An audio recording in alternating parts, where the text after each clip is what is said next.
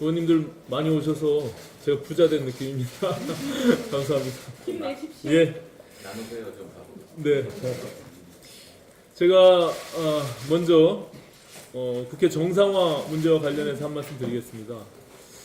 지난 월요일 원내대표 회동 이후에 원내 수석께서도 또 물밑에서 접촉을 하고 있고, 또 저 개인적으로도 양당의 원내대표와 수시로 논의를 하고 있습니다.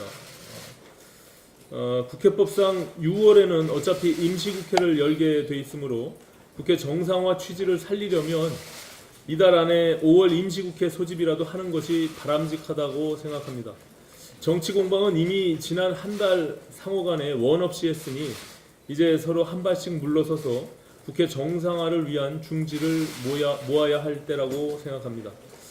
그런 의미에서 어제 민주당 비공개 의총에서 쏟아진 강경 발언들에 대해 우려를 표하지 않을 수가 없습니다.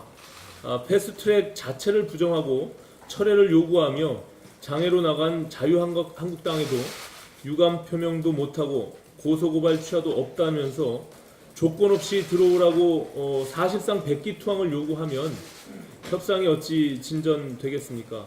야당에게 최소한의 국회 복귀 명분을 만들어 주는 것 또한 국정 운영을 책임진 집권당에 감당해야 할 몫입니다.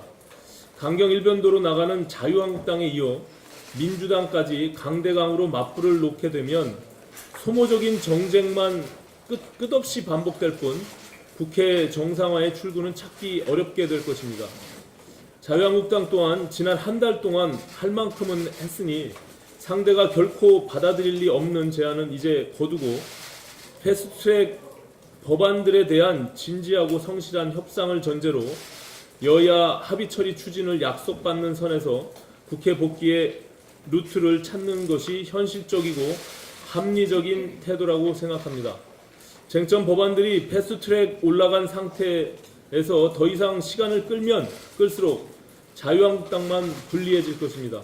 자유한국당이 국회 복귀를 거부하고 계속 장외로 돌면 결국 정해진 일정에 따라 패스트트랙 법안들은 원안대로 본회의에 상정될 수밖에 없습니다. 국회로 들어와서 법안 심의에 참여해서 따질 것은 따지고 또 고칠 것은 고치는 것이 현명한 선택이라는 것을 분명히 말씀드립니다. 그나마 다행인 것은 민주당의 의원총회가 국회 파행 정상화와 관련해서 원내 지도부에 전권을 주기로 했다는 것입니다. 어차피 각 당 내부에서 쏟아지는 백가쟁명식의 요구를 한 곳에 모두 담을 수는 없는 만큼 전권을 가진 원내대표 간 단판으로 문제를 푸는 것이 불가피한 수순입니다. 자유한국당도 주말 서울 집회가 끝나면 장외투쟁 일정이 사실상 종료되므로 다음 주초가 접기라고 생각합니다. 3당 원내대표가 다시 만나 끝장 토론을 해서라도 접점을 찾아야 합니다. 이런 구상을 가지고 양당과 일정을 조율해 나가겠습니다. 그 다음 정책 이야기 하나 하겠습니다. 국회가 파행을 겪으면서 정치권의 시선이 온통 패트에 가 있는 틈을 타서 최근 청와대가 납득할 수도 없고 용서할 수도 없는 황당한 인사를 자행했습니다. 2017년 5월 대선 직후 인천지법에 사표를 내고 불과 이틀 만에 청와대로 자리를 옮겨서 크게 논란이 됐던 김영현 전 법무비서관 후임으로 이번에는 사표를 낸 지 석 달이 된 같은 법원 출신의 김영식 전 부장판사를 임명한 것입니다. 청와대 법무비서관은 대법원 헌법재판소 등 사법부와 청와대 사이의 소통 창구로서 양승태 전 대법관의 사법농단 사건의 중심에도 바로 판사 출신 청와대 법무비서관들이 있었습니다. 그렇기 때문에 현직 판사가 법복을 벗자마자 청와대로 들어가면 권법 유착과 사법 통제의 우려가 있어서 그간 논란이 있어 왔던 것입니다. 검사들은 현직에 있을 때에는 청와대 파견이 금지되고 퇴임 후 1년이 경과돼야 청와대에서 일할 수 있도록 저희 국회가 법을 개정했습니다. 그러나 판사들은 그렇지가 않습니다.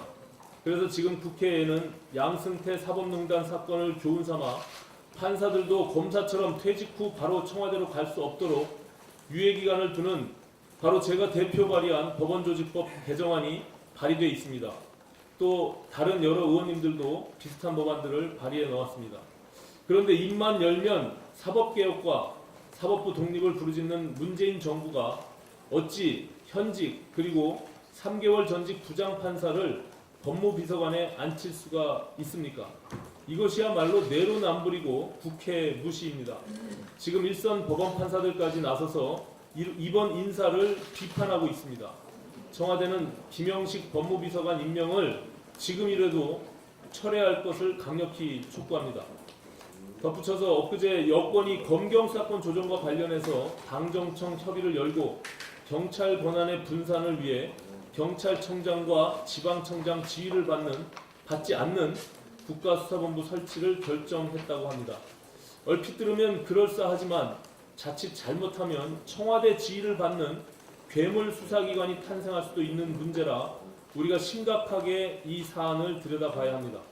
검찰개혁과 경찰개혁의 핵심은 정치 권력으로부터의 독립성과 중립성 확보입니다.